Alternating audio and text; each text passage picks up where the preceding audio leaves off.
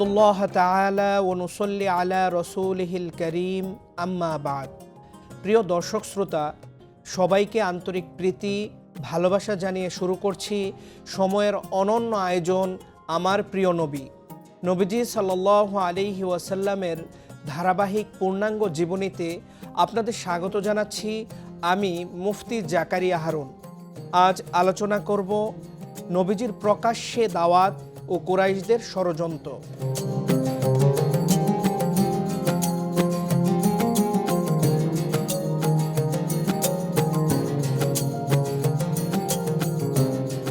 মহান আল্লাহর রসুল সাল্লাল্লাহু আলাইহি ওয়াসাল্লামের হৃদয় ছিল জাহিলিয়াতের অন্ধকার ভেদ করে মানব জাতিকে সত্যের পথে ফিরিয়ে আনার জন্য বেকুল। হেরা গুহায় আল্লাহ তার উপর নাজিল করেন ওহী, পড়ো তোমার প্রভুর নামে। সেই মুহূর্ত থেকে শুরু হয় নবুয়তের ইতিহাস, মানব কল্যাণের ইতিহাস।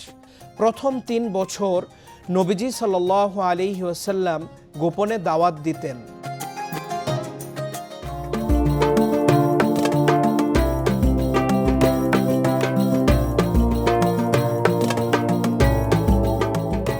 মুমিনদের একটি দল যখন সৃষ্টি হলো এবং ইসলাম তার নিজ অবস্থানকে আরেকটু শক্তিশালী করতে সক্ষম হলো, তখন রাসূলুল্লাহ সাল্লাল্লাহু আলাইহি ওয়াসাল্লাম প্রকাশ্যে ইসলামের দাওয়াত দিতে আদিষ্ট হলেন। এ বিষয়ে সর্বপ্রথম মহান আল্লাহর বাণী অবতীর্ণ হয়, ওয়া আনজির আশীরাতাকাল আকরাবিন, আর আপনি সতর্ক করুন আপনার নিকট আত্মীয় স্বজনদের। এটি হচ্ছে সূরা শুআরার আয়াত এবং এ সূরার সর্বপ্রথমে মূসা আলাইহিস সালামের ঘটনা বর্ণনা করা হয়েছে। এতে মূসা আলাইহিস সালামের নবুয়তের শুরুর সময় কিভাবে অতিবাহিত হয়েছিল, বনি ইসরাইল সহ কিভাবে তিনি হিজরত করে ফেরাউনের কবল থেকে পরিত্রাণ লাভ করলেন এবং পরিশেষে কিভাবে সদল বলে ফেরাউনকে নিমজ্জিত করা হলো, সেসব কথা বর্ণনা করা হয়েছে।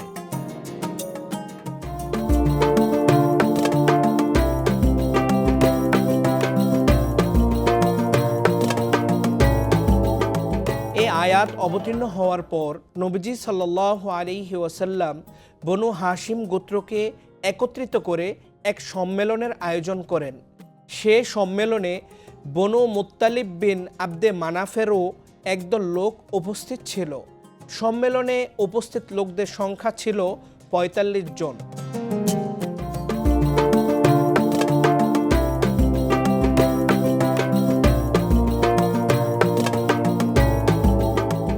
সম্মেলনের শুরুতেই আবুল আহাব বলে উঠলেন, দেখো এরা সকলেই তোমার নিকটাত্মীয়, চাচা, চাচাতো ভাই ইত্যাদি। বাচালতা বাদ দিয়ে এদের সঙ্গে ভালোভাবে কথাবার্তা বলার চেষ্টা করবে। তোমার জানা উচিত যে তোমার জন্য আরববাসীদের সঙ্গে শত্রুতা করার শক্তি আমাদের নেই। তোমার আত্মীয় স্বজনদের তোমাকে ধরে কারারুদ্ধ করে রাখাই কর্তব্য। সুতরাং তোমার জন্য তোমার পিতৃ পরিবারই যথেষ্ট। তুমি যদি তোমার ধ্যান ধারণা এবং কথাবার্তায় অটল থাকো, তবে এটা অনেক সহজ এবং স্বাভাবিক যে সমগ্র কুরাইশ গোত্র তোমার বিরুদ্ধে অস্ত্র ধারণ করবে এবং অন্যান্য আরব গোত্রও এ ব্যাপারে সহযোগিতা করবে। তারপরে এটা আমার জানার বিষয় নয় যে স্বীয় পিতৃ পরিবারের আর অন্য কেউ তোমার চাইতে বড় সর্বনাশ হতে পারে। আবুল আহাবের এ জাতীয় অর্থহীন আস্ফালনের প্রেক্ষাপটে নবীজি সাল্লাল্লাহু আলাইহি ওয়াসাল্লাম সম্পূর্ণ নীরবতা অবলম্বন করলেন এবং ওই নীরবতার মধ্য দিয়ে সেই সম্মেলন শেষ হয়ে গেল।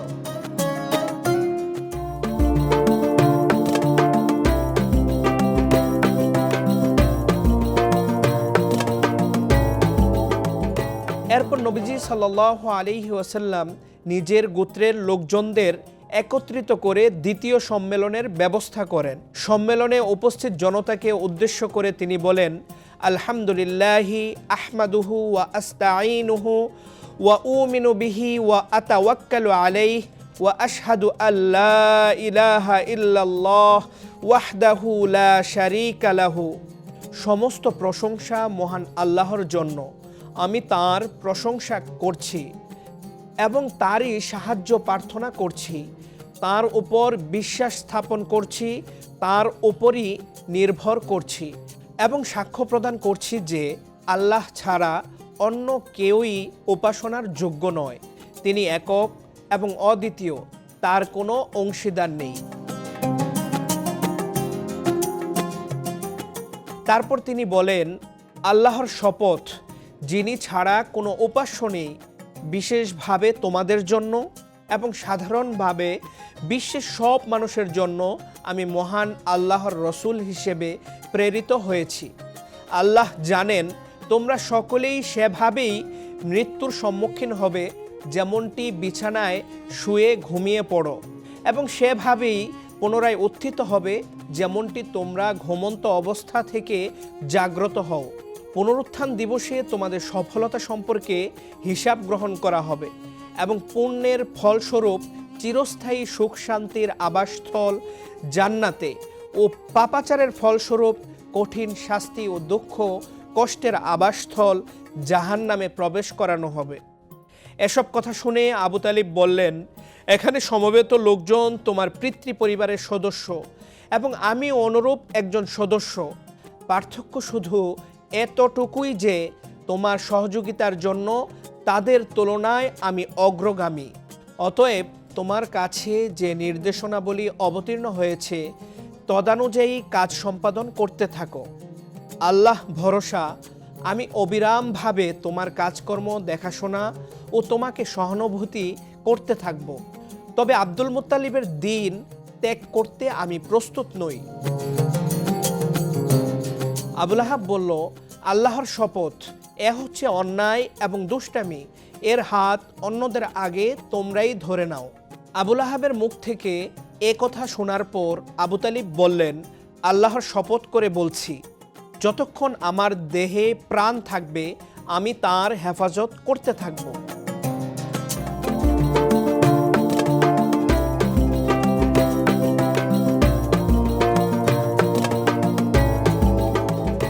নবীজি একদিন সাফা পর্বত শিখরে আরোহণ করে জনসাধারণকে আহ্বান করলেন, ইয়া সবাহা, হায় প্রাতকাল।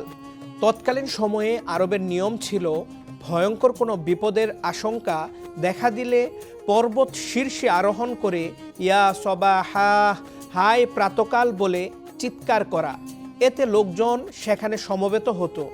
তা শুনে কুরাইশ গোত্রের লোকেরা সেখানে যখন সমবেত হলো, তখন তিনি সবাইকে লক্ষ্য করে মহান আল্লাহর একত্ববাদ, স্বীয় নবুয়াত এবং পরকালীন জীবনের উপর বিশ্বাস স্থাপনের জন্য অত্যন্ত মর্মস্পর্শী ভাষায় আহ্বান জানালেন। এ ঘটনা সহিহ বুখারীতে এভাবে বর্ণিত হয়েছে, নবীজি সাল্লাল্লাহু আলাইহি ওয়াসাল্লাম বললেন, হে কুরাইশ বংশীয়গণ, তোমরা বলো, আজ এ পর্বত শিখরে দাঁড়িয়ে যদি আমি তোমাদেরকে বলি যে পর্বতের অপর প্রান্তে এক প্রবল শত্রু বাহিনী তোমাদের সর্বস্ব লুণ্ঠনের জন্য অপেক্ষা করছে, তাহলে কি তোমরা আমার এ কথার উপর বিশ্বাস স্থাপন করবে? সবাই সমস্বরে উত্তর দিল, হ্যাঁ, নিশ্চয়ই, বিশ্বাস না করার কোনো কারণ নেই। আমরা কখনো আপনাকে মিথ্যার স্পর্শে আসতে দেখিনি। তখন নবীজি বললেন, যদি তাই হয় তবে শুনে রাখো, আমি তোমাদেরকে অবশ্যম্ভাবী কঠোর শাস্তি সম্পর্কে ভীতি প্রদর্শন করছি। নিশ্চয়ই আমার ও তোমাদের দৃষ্টান্ত হলো ওই ব্যক্তির মতো, যে শত্রুদের দেখে তার পরিবার পরিজনদের রক্ষা করছে। অতঃপর সাধারণ ও বিশেষভাবে সবাইকে সত্যের পথে আহ্বান জানালেন এবং তাদেরকে আল্লাহর কঠিন শাস্তির ভয় প্রদর্শন করে বললেন, হে কুরাইশরা, তোমরা নিজেদেরকে জাহান্নামের আগুন থেকে রক্ষা করো এবং তোমাদের নিজেদেরকে আল্লাহর কাছে সঁপে দিয়ে তার সন্তুষ্টি অর্জন করো।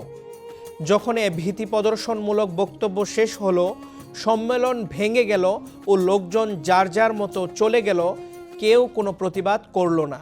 কিন্তু আবুল আহাব মন্দ উদ্দেশ্য নিয়ে নবীজির কাছে এসে বলে উঠল, তোর সর্বনাশ হোক, এজন্য কি তুই এখানে আমাদেরকে সমবেত করেছিস? এর ফলশ্রুতিতে আয়াতে কারিমা অবতীর্ণ হলো, তাব্বাত ইয়াদা আবি লাহাবি ওয়া তাব, আবুল আহাবের হাত ধ্বংস হোক। এভাবে উচ্চ কণ্ঠে আহ্বানের উদ্দেশ্য ছিল দ্বীনের দাওয়াতের বাণী পৌঁছে দেয়া। এর মাধ্যমে নবীজি তার নিকটস্থ লোকদের মাঝে এটা পরিষ্কার করলেন যে তাঁর রিসালাতকে সত্যায়ন করার অর্থই হলো রাসূল সাল্লাল্লাহু আলাইহি ওয়াসাল্লাম এবং তাদের মধ্যে একটা সৌহার্দ্যপূর্ণ জীবনের সূত্রপাতকরণ। আর আরবে আত্মীয়দের মাঝে যে মজবুত ভিত্তি রয়েছে তা আল্লাহর পক্ষ থেকে আসা সতর্কবাণীর তুলনায় নিতান্তই নগণ্য। এর প্রতিধ্বনি মক্কার অলিগলিতে পৌঁছেয়নি এমন সময় নাজিল হলো ফাসদা বিমা তুমার ওয়া আরিজ আনিল মুশরিকিন। কাজেই তোমাকে যে বিষয়ের নির্দেশ দেওয়া হয়েছে তা জোরে সোরে প্রকাশ্যে প্রচার করো আর মুশরিকদের থেকে মুখ ফিরিয়ে নাও। এই আয়াত অবতীর্ণের পর রাসূল সাল্লাল্লাহু আলাইহি ওয়াসাল্লাম মুশরিক সমাজে ও অলিগলি ঘুরে ঘুরে প্রকাশ্যভাবে দাওয়াত দেয়া শুরু করলেন। তাদের কাছে আল্লাহর কিতাব পড়ে শোনাতে থাকলেন। অন্যান্য রসুলগণ যা দাওয়াত দিতেন তাই প্রচার করতে থাকলেন। ইয়া কওমি ইবুদুল্লাহা মা লাকুম মিন ইলাহিন গায়রুহ, হে আমার সম্প্রদায়, তোমরা আল্লাহর ইবাদত করো, তিনি ছাড়া তোমাদের কোনো ইলাহ নেই। কুরাইশদের দৃষ্টির সামনেই নবীজি সাল্লাল্লাহু আলাইহি ওয়াসাল্লাম আল্লাহর ইবাদত করতে লাগলেন। অতঃপর তিনি প্রকাশ্য দিবালোকে কুরাইশ নেতাদের সামনে কাবা প্রাঙ্গণে নামাজ আদায় করতেন। নবীজি দ্বীনের দাওয়াত দ্রুত ছড়িয়ে পড়তে লাগলো এবং একের পর এক লোকজন শান্তির ধর্ম ইসলামে দীক্ষিত হতে থাকলেন।